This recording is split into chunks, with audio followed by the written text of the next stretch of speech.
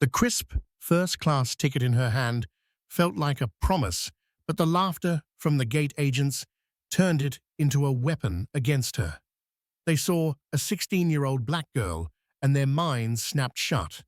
They saw a misplaced child, not a paying passenger. "Economy is that way, honey," one of them sneered, her voice dripping with false sweetness as she pointed towards the back of the line. They didn't know her name. They didn't know her destination. And they certainly didn't know about the call she was about to make to her father, a man who doesn't just solve problems, he buys them. The air in Terminal 4 of JFK International Airport hummed with a unique kind of organized chaos. It was the sound of 1,000 hurried goodbyes, the squeal of suitcase wheels on polished floors, and the tinny, disembodied voice of the announcer cycling through a list of final boarding calls. For 16-year-old Amara Thorne, it was a familiar symphony. She'd been traveling with her father since she was old enough to have her own passport, crisscrossing the globe for his business meetings and their shared vacations. She knew the rhythm of travel, the quiet confidence required to navigate the bustling arteries of an airport. Today, however, she was traveling alone. It was a rite of passage of sorts. Her father, Marcus, had been called away to an urgent negotiation in Singapore, but Amara's spring break trip to visit her aunt in London was non-negotiable in his eyes. "You've earned this break, princess," he'd said, his voice a warm, reassuring balm over the phone. "You know the drill. First-class, door-to-door service. You'll be fine." And she was right up until she reached Gate B23, where a Send Air Flight 117 to London Heathrow was boarding. Amara clutched her carry-on, a stylish but understated leather duffel bag, and her phone, where her boarding pass was displayed in the airline's app. The screen glowed with the undeniable proof of her booking, Amara Thorne. Seat 2A, first class. The priority lane for first and business class was short. Amara stepped up when beckoned by a gate agent, a woman in her late 40s with tightly permed blonde hair and a name tag that read Karen. A thin, forced smile was plastered on her face, but her eyes did a quick, dismissive sweep of Amara's attire, a comfortable but high-quality grey sweatsuit from a brand that screamed quiet luxury to those in the know and pristine white sneakers. To Karen's eyes, it just screamed teenager. "Hi," Amara said, holding out her phone. Karen didn't look at the phone. Her eyes were fixed on Amara's face. "Boarding for economy and premium economy will begin in approximately 20 minutes, she said, her voice loud enough for others in line to hear. "The general boarding area is further down the terminal." Amara blinked, momentarily confused. "Oh no, I'm in first class, seat 2A. She pushed her phone a little closer, pointing to the screen. A flicker of annoyance crossed Karen's face. She finally glanced down at the phone, her lips pursed. She took her scanner and aimed it at the QR code, but with a deliberately lazy flick of her wrist, making the scanner beep with an angry negative buzz. "Error. Please see agent." "See," Karen said, a note of vindication in her tone. "There's an issue with your ticket. You'll need to step aside so I can board my priority passengers." Beside her, another agent, a younger man named David, with a smug grin, snickered under his breath. He was leaning against the counter, clearly enjoying the show. "But can you just try it again? Maybe you didn't get a good angle," Amara suggested, her voice polite, though a knot of anxiety was beginning to tighten in her stomach. She could feel the eyes of the man in the expensive suit behind her, could sense his impatience. "Sweetie," Karen began, her voice dripping with condescension, "the scanner is state-of-the-art. It doesn't make mistakes. Now I have a flight to board." She waved a dismissive hand. "Go to the customer service desk over there. They can sort out whatever ticket your mummy and daddy thought they bought for you." The mention of her parents, the implication that she was a lost child with a fantasy ticket, sent a hot flush of humiliation up Amara's neck. Her father was Marcus Thorne. He didn't think he bought tickets. He bought whatever he wanted. But she didn't say that. She had been taught never to lead with her father's name, to make her own way. "My ticket is valid," Amara said, her voice firmer now. "My name is Amara Thorne. The seat is 2A. Could you please just type in my confirmation number?" David let out a small, derisive laugh. "Look, kid, we see this all the time. People try to use screenshots of other people's tickets. It doesn't work." "This isn't a screenshot," Amara insisted, her composure starting to fray. "It's the app. It's logged into my account. See?" She swiped the screen, but they weren't looking. Karen's fake smile had completely vanished, replaced by a mask of stern authority. "I'm not going to ask you again. You are holding up the line and interfering with the timely departure of this aircraft. Step aside now, or I'll have to call airport security." The threat hung in the air, heavy and suffocating. Security. The word itself was a nightmare. The thought of being escorted away like a criminal in front of all these people was mortifying. The man behind her huffed loudly, shifting his weight. Defeated, Amara's shoulders slumped. She took a step back from the counter, the shame burning her cheeks. As she moved away, she heard Karen say to David, loud enough for her to hear clearly, "The nerve of some people. Thinks a sweatsuit and a fake boarding pass gets you into first class. Unbelievable." David chuckled, probably trying to make a TikTok video. "I snuck into first class, and this happened." Their laughter followed her as she walked away, each note a small, sharp sting. She found a quiet spot, against a pillar, away from the judging eyes of the boarding line. She felt small, invisible, and deeply, profoundly disrespected. They hadn't just denied her boarding. They had denied her dignity. They had looked at a young black girl and seen a problem, a fraud, an impossibility. Her hands trembled as she pulled up her contacts and pressed the one labeled Dad. He would be on a conference call probably halfway across the world, but he had one rule: she could call him anytime, for any reason, and he would answer. The phone rang once. "Amara, is everything okay, princess?" His voice, a deep and resonant baritone, was instantly calming. Tears she hadn't realized were welling up began to spill over. "Dad," she choked out, her voice thick with emotion. "They won't let me on the plane." Marcus Thorne sat in a sterile, glass-walled conference room overlooking the glittering expanse of Marina Bay in Singapore. Across the polished mahogany table, 3 executives from a rival tech conglomerate shifted uncomfortably in their seats. They had been trying to outmaneuver him on a multi-billion-dollar acquisition for weeks, and Marcus had them exactly where he wanted them. He was a predator in a bespoke suit, patient and utterly in control. His phone, a sleek, custom-built device, lay face down on the table.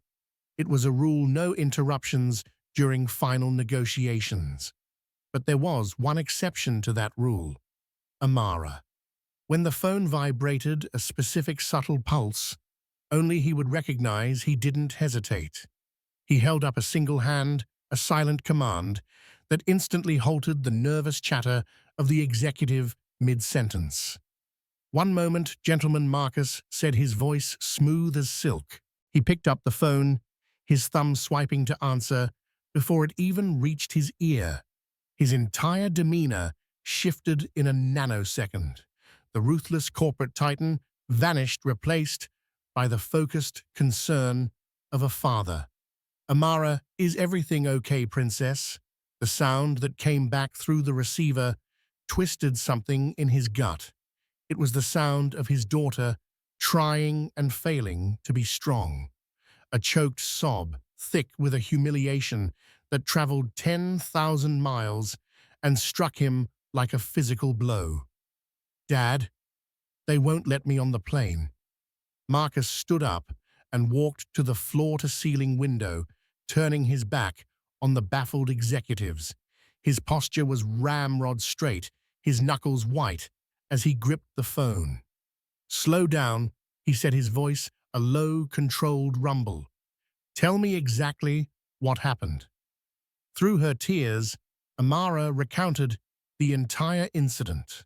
She told him about Karen's sneer, David's snicker, the deliberate miss of the scanner, the public accusation of fraud, and the final galling threat to call security.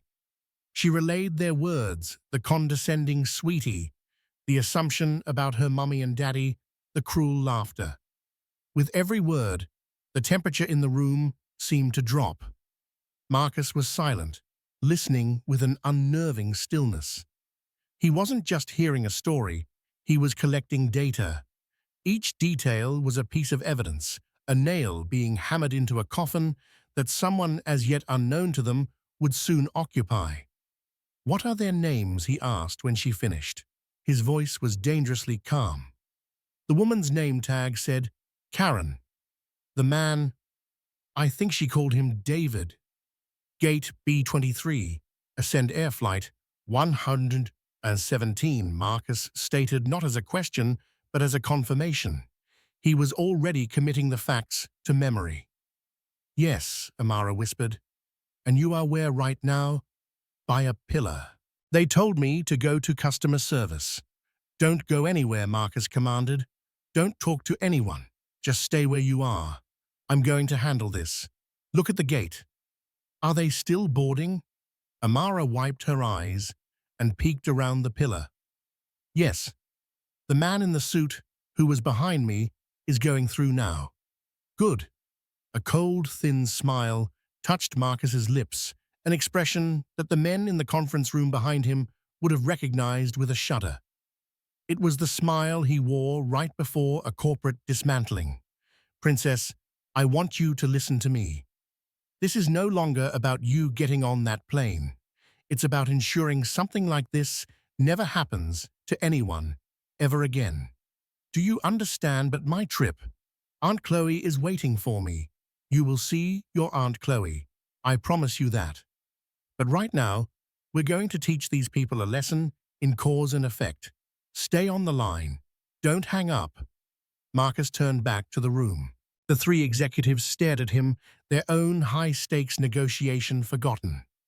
"Gentlemen," Marcus announced, his tone leaving no room for argument, "our meeting is concluded for today. My head of acquisitions, Mr. Chen, has my full proxy. He will finalize the terms." He pointed a finger at the most senior of the three. "And I would advise you to accept his first offer. My mood has soured considerably." Without waiting for a response, he strode out of the room, phone pressed to his ear. His personal assistant, a hyper-efficient woman named Maria, met him in the hallway, already sensing the shift in urgency. "Get me Robert Sterling on the line." Now, Marcus ordered. Robert Sterling was the lead partner of the most aggressive corporate law firm in New York. "Then get me a direct line to the office of the CEO of Ascend Air. I don't want his assistant. I want his private unlisted number. Use whatever resources you need to find it." "Yes, Mr. Thorne."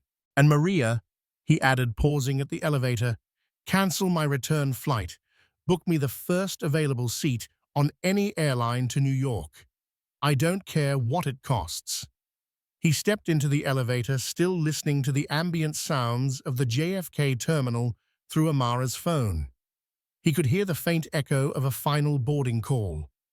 He imagined his daughter standing alone, trying to make herself small, and a cold, calculated fury settled over him. He had spent his life building an empire from nothing. He had fought his way into boardrooms where no one looked like him, shattered glass ceilings with the force of his intellect and will.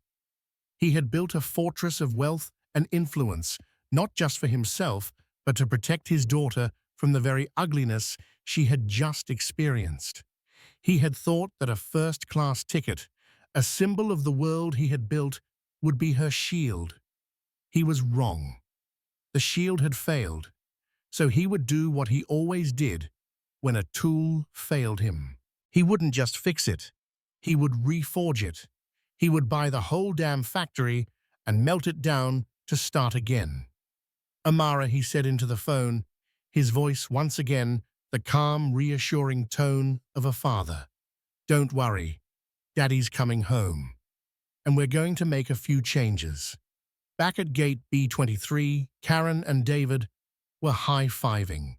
They had successfully boarded their flight on time, unencumbered by troublesome teenagers. They were efficient. They were professional. They had no idea that on the other side of the world, a man they had never met had just set in motion a chain of events that would not only end their careers, but bring their entire company to its knees. The headquarters of Ascend Air was a gleaming steel and glass tower in downtown Chicago, a monument to a legacy brand that had seen better days.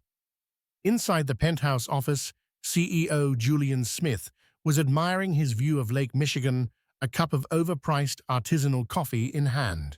Smith was a man coasting on his family's name and the company his grandfather had built. He was tall, impeccably dressed, and possessed an unshakable belief that the world's problems could be solved with a firm handshake and a call to the right person at the golf club.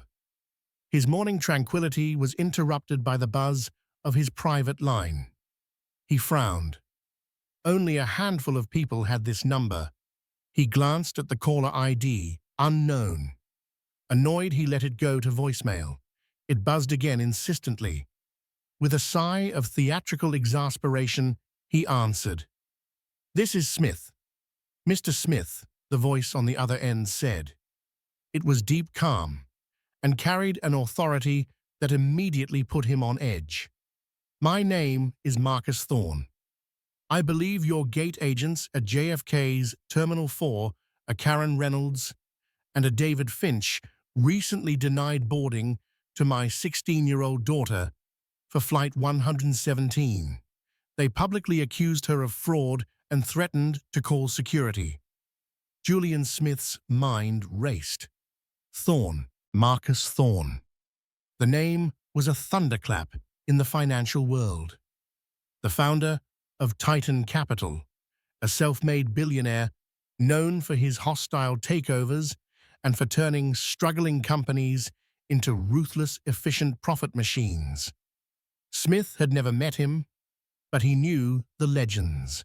He immediately shifted into damage control mode, his voice a smooth, placating hum. "Mr. Thorne, I am dreadfully sorry to hear this. This is absolutely not the standard of service we at Ascend Air strive for, a complete aberration. Please accept my sincerest apologies on behalf of the entire company."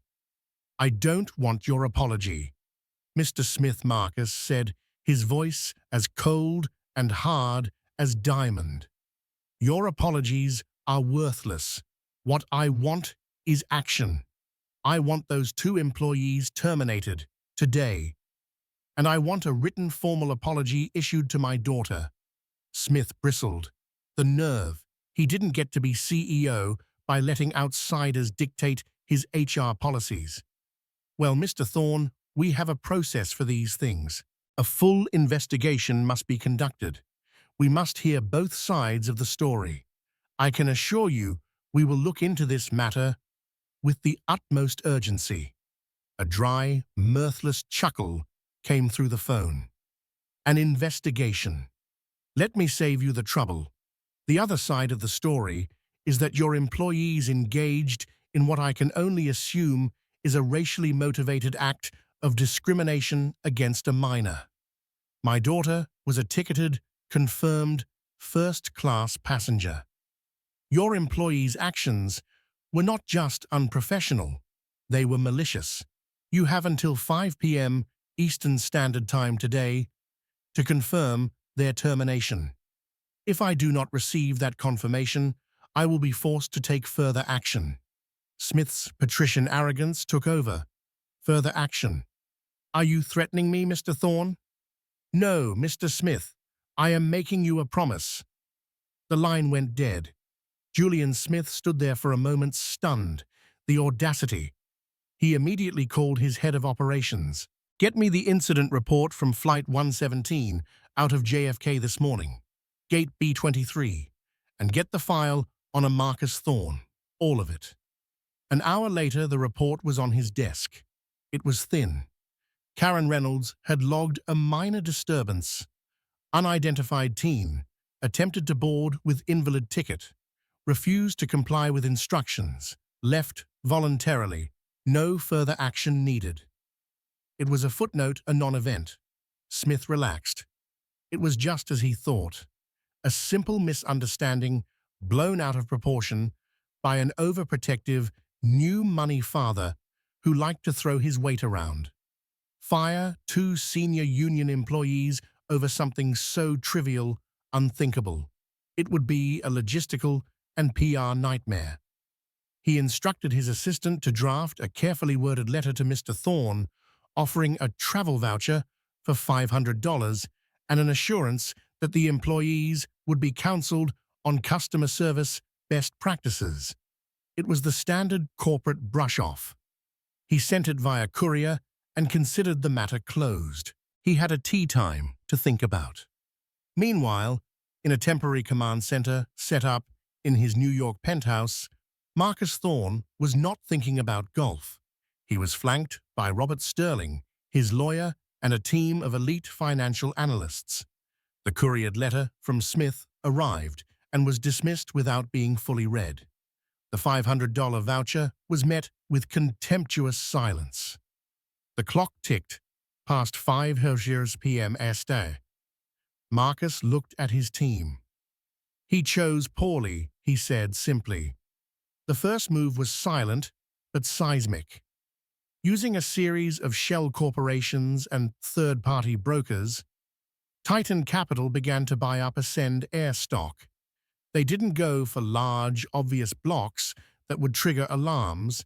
They initiated a creeping takeover, purchasing thousands of small parcels of shares on the open market. It was a death by 1,000 cuts. Ascend Air was vulnerable. Marcus's team had done their due diligence in a matter of hours. The airline was saddled with debt, its fleet was aging, and its stock had been underperforming for 3 quarters. It was ripe for the pluck. By the time the markets closed in New York, Titan Capital, through its anonymous proxies, had acquired 4.9% of Ascend Air's outstanding shares, just below the 5% threshold that would require a public disclosure filing with the SEC. They were a ghost, a phantom shareholder, but they already had a significant foothold. The next morning, Marcus initiated Phase 2.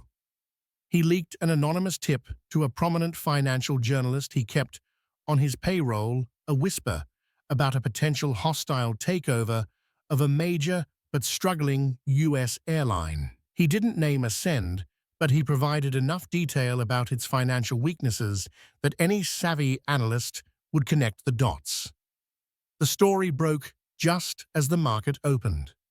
Ascend Air's stock, previously stagnant, began to churn. Speculators and arbitrageurs smelling blood in the water began buying up shares, hoping to sell them at a premium to the eventual bidder. The price started to climb, and the trading volume spiked. In his Chicago office, Julian Smith saw the stock ticker and felt a knot of dread. It couldn't be a coincidence. He called his CFO.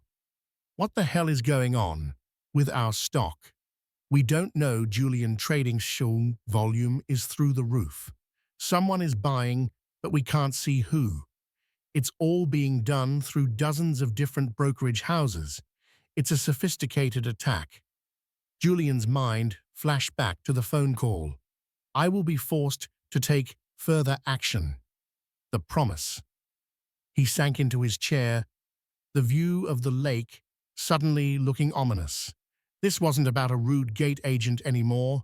This was a war. And he had a horrifying feeling that he had just shown up to a gunfight armed with a strongly worded letter. Over the next 2 weeks, the atmosphere inside Ascend Air's headquarters went from anxious to funereal. The stock price was a runaway train climbing erratically on pure speculation. Every financial news network was abuzz with rumors of the phantom acquirer targeting the venerable but wounded airline. Julian Smith was living a nightmare. He had hired a top-tier investment bank to identify the buyer and mount a defense, but it was like trying to catch smoke with a net. Marcus Thorne's financial architecture was a fortress of anonymity. The pressure created fissures within the company. Board members, their own fortunes tied to the company's stock, were calling Julian at all hours, demanding answers he didn't have. Who is this Julian? What is their goal? Are you going to let them steal this company out from under us? Desperate Smith approved a poison pill strategy, a shareholder rights plan designed to make a hostile takeover prohibitively expensive. It was a classic defensive maneuver, but it was also a sign of deep weakness. The market saw it as an act of desperation, and the whispers grew louder. Meanwhile, at JFK's gate, B-23 life for Karen Reynolds and David Finch had barely changed. They had been called into a brief, informal meeting with their direct supervisor. They were told a complaint had been filed, reminded of the company's commitment to customer service, and then sent back to work. To them, the matter was a joke. "Can you believe it?" Karen said to David one afternoon during a lull between flights. "Some big-shot lawyer sent a letter, all because his little girl didn't get her way." David smirked, scrolling through his phone. He probably wanted a free flight. They all do. Threaten to sue and hope for a payout. It's pathetic. "We did everything by the book," Karen affirmed, adjusting her uniform. The ticket wouldn't scan. She was causing a scene. "We de-escalated the situation." She had repeated this version of events so many times, she had come to believe it as gospel. The memory of Amara's quiet dignity and polite insistence had been rewritten in her mind as belligerence. "Exactly," David agreed. "And look, we're still here. Nothing happened. All that huffing and puffing for nothing." They were blissfully unaware that their names were on a very short, very important list in a penthouse office 200 miles away. They had no idea that the strange volatility of their employer's stock, a topic of mild gossip in the break room, was a storm gathering directly over their heads. Marcus Thorne, however, was watching everything. He had teams monitoring Ascend's internal communications legally through sources and industry contacts. He knew about the poison pill, he knew about Smith's panic, and he knew that Karen and David were still gainfully employed, still sneering at passengers, still a living embodiment of the problem he intended to solve. The time for subtlety was over. He instructed his team to cross the 5% ownership threshold. The moment they did, the clock started ticking. Within 10 days, they would have to file a Schedule 13D with the Securities and Exchange Commission, publicly declaring their stake and their intentions. The ghost was about to show its face, but Marcus didn't wait for the deadline. He decided to control the narrative. He gave his pet journalist another exclusive, this time with a name, Titan Capital. The headline sent a shockwave through the business world. Marcus Thorne's Titan Capital revealed as mystery buyer circling Ascend Air. The article was a masterpiece of corporate warfare. It detailed Ascend's debt, its aging fleet, its declining customer satisfaction scores, and then it delivered the killing blow. It included an anonymous quote from a source close to the situation detailing a recent incident where the airline's culture of dismissiveness was on full display, an incident involving a 16-year-old girl, a first-class ticket, and two gate agents at JFK. The story didn't name Amara, but it didn't have to. It framed the entire multi-billion-dollar takeover bid not as a cold financial transaction, but as a crusade, a response to a profound corporate sickness of which the gate incident was merely the most visible symptom. In Chicago, Julian Smith read the article on his tablet and felt the blood drain from his face. It all crashed together with sickening clarity. The phone call, the threat, the stock purchases. It wasn't a random corporate raid. It was personal. It was a vendetta. His phone began to ring. It was the chairman of the board. Julian, the voice boomed, devoid of any warmth. "You have 48 hours to fix this, I don't care how. Talk to him, beg him, offer him whatever he wants. But you will not lose this company because you are too arrogant to fire two incompetent gate agents." The message was clear. Julian Smith's career was now inextricably linked to the fates of Karen Reynolds and David Finch. The pressure had reached its peak. The foundations of Ascend Air were cracking, and Marcus Thorne, the architect of it all, calmly prepared for his final move. He wasn't just going to buy the company anymore. He was going to walk in and take it. The emergency board meeting was convened on a grey, drizzly Thursday in Ascend Air's Chicago headquarters. The mood in the 40th floor boardroom was as grim as the weather. The 12 members of the board, a collection of old money stalwarts and grim-faced executives, sat around a massive polished oak table. At its head sat Julian Smith, looking haggard and diminished, a stark contrast to the confident CEO of just a few weeks ago. They had been backed into a corner, and they all knew it. Marcus Thorne, through Titan Capital, now controlled over 28% of their stock, purchased at a premium they couldn't hope to match. He was their single largest shareholder, and he had formally requested this meeting. They had no legal way to refuse him. Our legal team advises that his intentions are clearly hostile. Julian was saying, his voice strained. He's not looking for a partnership. He's looking for a decapitation. He wants to gut this company, sell it for parts, and destroy a 100-year-old legacy.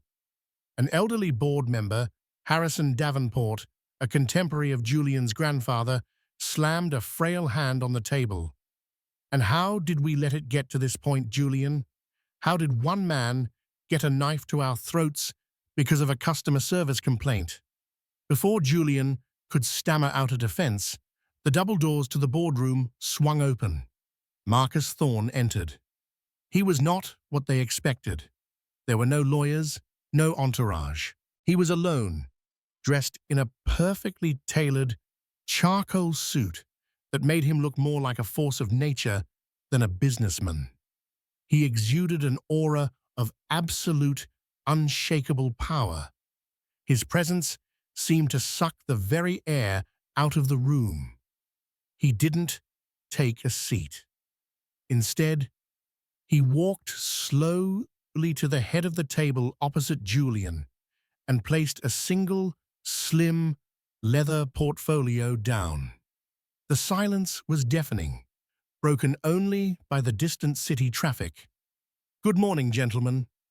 Mr. Smith Marcus began, his voice calm and measured, yet it filled the room. He nodded to each person, his gaze lingering for a moment, an unnerving act of assessment. "Thank you for accommodating my request." Julian, attempting to regain some semblance of control, stood up. "Mr. Thorne, we are prepared to offer you 2 seats on this board and a significant dividend package in exchange for a standstill agreement. Let's be reasonable here." Marcus smiled, a slow, cold expression that did not reach his eyes. "Reasonable? I think I have been more than reasonable. I made a simple request weeks ago, a request that would have cost you nothing but the salaries of 2 employees who are a liability to your brand. You refused. You chose to protect the rot in your foundation. So I decided to buy the foundation. He paused, letting the weight of his words settle. As of 8:15 this morning, through a series of block trades with institutional shareholders who have lost faith in your leadership, Titan Capital, and by extension myself, now controls 51.7% of Ascend Air. This is no longer a hostile takeover bid. It is a fact. A collective gasp went through the room. Several board members sank back in their chairs, their faces pale with shock. Julian Smith looked as if he had been physically struck, staggering back a step. That's not possible," he whispered. "It is not only possible, Mr. Smith, it is done," Marcus said, his voice dropping to a near whisper, yet carrying more menace than a shout. "This meeting is no longer a negotiation. It is a notification." He opened his portfolio. The first order of business under new majority ownership is a complete restructuring of the board and executive leadership. Effective immediately, Mr. Smith, you are relieved of your duties as Chief Executive Officer. Your position is terminated. He looked around the table. Mr. Davenport, Mr. Harris, Ms. Albright, your resignations are also accepted, effective immediately.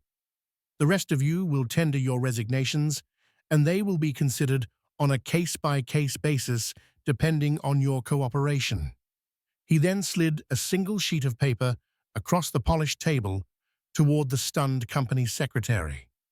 The second order of business, a press release, to be issued within the hour. The secretary picked it up, her hands trembling as she read. Marcus addressed the shell-shocked room. "Let me be clear about why we are all here. This is not about stock prices or market capitalization. It's about a promise. Every time you sell a ticket, you sell a promise of safety, of service, of respect. Your company broke that promise." His voice grew harder, the personal fury finally surfacing from beneath the corporate ice. "You broke it when your employees, Karen Reynolds and David Finch, saw a 16-year-old black girl and decided she didn't belong. You broke it when they humiliated her, accused her of being a thief, and threatened her. You broke it when you, Mr. Smith, received a personal call from a concerned father and dismissed it as a nuisance. You didn't see a customer to be valued, you saw a problem to be managed." He looked directly at Julian Smith, whose face had crumbled into a mask of disbelief and despair. "You see, you thought the problem was a complaint from one passenger. You were wrong. The problem was that the passenger was my daughter, and you have my undivided attention. This isn't just business. You made it personal, and I am simply here to close the account." He turned and walked towards the door, pausing with his hand on the handle. "A new CEO will be announced by the end of the day. A new era for this airline begins now. An era of accountability. You would all do well to remember that." He walked out, leaving behind a room filled with the ruins of an empire, the silence of broken men who had just learned far too late who they were dealing with. The takeover was complete. The retribution was just beginning. The press release Marcus Thorne had authored landed like a bomb. It was unconventional, brutally honest, and it spread like wildfire across social media and news outlets. It announced the change in ownership and the termination of Julian Smith, but it did so by explicitly linking the corporate action to the unacceptable and discriminatory treatment of a passenger at JFK. It named the flight, the gate, and the date. It didn't name Amara, but it didn't have to. The narrative was now set in stone. Ascend had been so rotten at its core that a billionaire had bought the entire company to clean it up. For Karen Reynolds and David Finch, the day started like any other.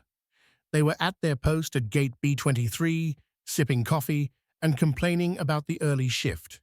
Around 9:30 a.m., their station manager, a man who had always been friendly, approached them with two stern-faced individuals in dark suits. One was from corporate HR, the other from the new management's transition team. "Karen, David, can we have a word with you in private?" the manager asked, his voice strained. They were led to a small windowless office. The HR representative slid two envelopes across the table. "Your employment with Ascend Air is terminated effective immediately," she said, her tone flat and clinical. Karen scoffed. "On what grounds?" "Our union representative." "Your union has already been briefed," the transition team member cut in, his voice sharp. "The grounds are gross misconduct, willful disregard for company policy, and actions leading to significant financial and reputational damage to the company. Your actions on the morning of March 28th have been the direct catalyst for a change in ownership of this entire airline. You are not just being fired, you are the poster children for the exact culture we are here to eradicate." David's smug demeanor evaporated, replaced by a pasty-faced panic. "This is because of that girl." "That's insane." "What's insane," the man replied, "is that you thought you could humiliate a customer without consequence. As part of the new company-wide mandatory retraining program on diversity, inclusion, and customer respect, we will be using a case study. It will detail an incident where two agents' prejudice and poor judgment cost the previous CEO his job and the shareholders their company. It will be an anonymous case study, of course, but you'll know who it's about. We'll all know." They were instructed to collect their personal belongings from their lockers and were then escorted not by security, but by the two quiet, imposing figures in suits out of the terminal. They walked past their former colleagues, who stared with a mixture of shock and fear. The message was clear and brutally effective: no one was safe. Incompetence and prejudice were no longer tolerable. The karma, however, did not stop there. It cascaded. Julian Smith became a pariah overnight. The story of his arrogant dismissal of Marcus Thorne's initial warning became a legend in business schools, a cautionary tale of hubris. He was ousted from his country club. His calls to headhunters went unreturned. He had gone from a titan of industry to a toxic asset. He was ruined not just financially, but socially. The passenger who had been standing behind Amara, the one who had huffed in impatience, also had his moment of reckoning. He was a partner at a major consulting firm. Another passenger in the line, a junior analyst at a competing firm, recognized him. After the story broke, the analyst mentioned to his boss how the partner had audibly sighed and rolled his eyes, contributing to the hostile environment for the young girl. In the new climate of corporate accountability, the story made its way up the chain. The partner received a formal reprimand for conduct unbecoming of the firm's values and was removed from a lucrative, high-profile project. A small consequence, but a clear signal. Marcus, now in full control, didn't just fire people, he began a root-and-branch overhaul of Ascend Air. The new CEO he appointed was a woman renowned for turning around failing companies with a focus on employee morale and customer experience. The entire senior management team was replaced. The first major initiative announced was the Ascend with Dignity program. It involved the complete retraining of all 20,000 public-facing employees. The centerpiece was the video based on Amara's experience, a professionally produced dramatization that was powerful and uncomfortable to watch. It ended with a simple message on the screen: respect is not a premium service. It is our standard. A few weeks later, a video surfaced online. Someone from the economy line at gate B23 that day had filmed the initial confrontation on their phone. It was shaky and the audio was poor, but it was clear enough. It showed Karen's sneer, David's dismissive wave, and Amara's quiet, composed pleading. It showed their laughter as she walked away. The video went viral, and the anonymous case study from the training manual suddenly had faces.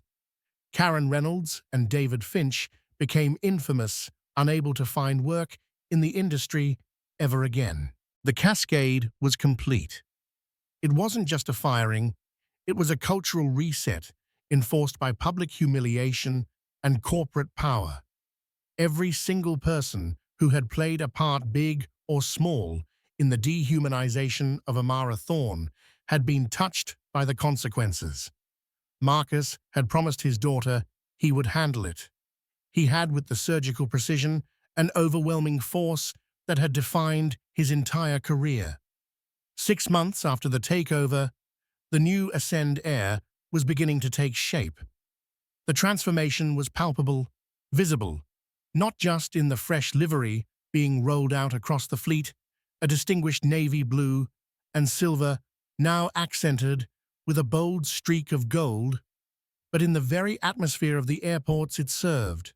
The gold, a color Marcus personally chose, was a constant public reminder of the new gold standard of service he was determined to establish. But the real changes ran much deeper.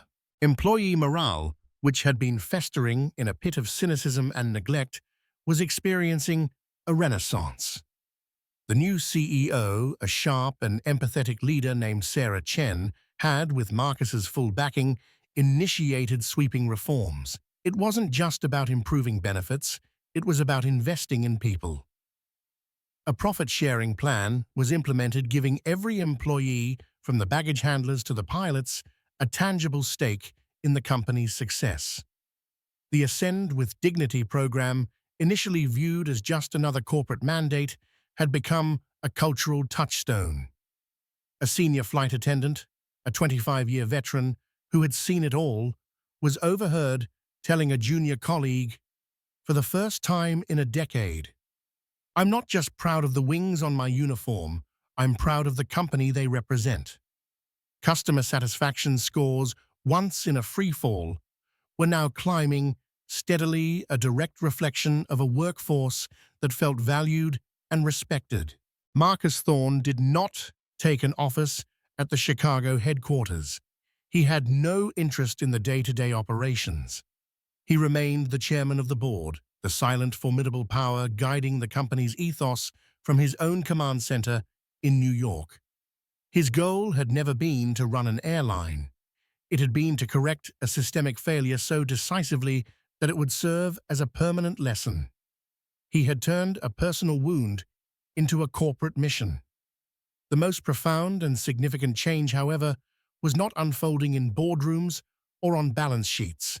It was unfolding within Amara. The incident had irrevocably altered the trajectory of her young life. The sharp sting of humiliation had tempered into a quiet, resilient strength. She had been given a front-row seat to one of the most brutal and effective corporate takeovers in modern history, but what she saw wasn't just vengeance. She saw the mechanics of power being used as a tool for justice. She saw her father's fierce, protective love manifest not as a shield to hide her, but as a sword to clear a path for principles he believed in. She realized that real power wasn't just the ability to acquire things, but the will to enact profound and lasting change. One rainy evening, she found her father in his vast home office, poring over detailed passenger feedback, reports, a granular task the old Ascend Air CEO would have delegated into oblivion. "Dad," she said, her voice steady, "I've been thinking." Marcus looked up, swiveling his chair away from the glowing screens to give her his undivided attention. "About what, Princess?" about what comes next. You fixed the company, you tore down the old house and built a better one. But what about the ground it was built on? The bigger problem, the reason it happened in the first place. Go on, he encouraged, leaning forward, sensing this was a pivotal moment. Those agents, Karen and David, they didn't see a first-class passenger with a valid ticket. They saw a black kid, and their minds just shut. They assumed I was a problem, a fraud. That same thing happens every day, everywhere, not just in airports. What if we could do something about that? A slow, deeply proud smile spread across Marcus's face. This was the true victory. Not a daughter, made timid by the world's ugliness, but one galvanized by it. "What do you have in mind?" he asked, his voice gentle. Together over several weeks, they architected a new entity. It was ambitious, meticulously planned, and deeply personal. Funded by a mandated 10% of Ascend Air's annual profits, they established the Amara Thorne Foundation for Young Navigators. Its mission was twofold and revolutionary. First, it would provide extensive scholarships and travel grants for minority and underprivileged youth, giving them access to global leadership summits, STEM camps, arts programs, opportunities that often remained behind invisible walls. It was designed to place them in the very rooms and on the very planes where they might be underestimated, but to arm them with the confidence and unshakable support of the foundation. Second, the foundation would become a think tank, developing and distributing advanced educational curricula for corporations. Focusing on identifying and dismantling unconscious bias, it would create actionable strategies for building diverse talent pipelines that led all the way to the C-suite. The spectacular turnaround of Ascend Air would be its core case study. Amara, with a board of advisors composed of industry titans, hand-picked by her father, became the face, heart, and driving force of the foundation. At 17, she was its junior director. She found her public voice speaking with an eloquence and passion that captivated audiences at conferences and youth summits. She was no longer just Marcus Thorne's daughter, a footnote in a billionaire's story. She was a leader in her own right, forging a new legacy from the embers of a single searing moment of disrespect. A year to the day, after the incident at JFK, Marcus and Amara stood on the tarmac at a private hangar. The air buzzed with excitement. Before them was the first plane to be delivered with the new livery, its golden stripe gleaming in the morning sun. Employees from executives to mechanics gathered around. CEO Sarah Chen gave a short, powerful speech about the new era of Ascend. Then she invited Amara to the podium. Amara looked out at the sea of faces, and with a clear, confident voice, she spoke not of anger or humiliation, but of purpose.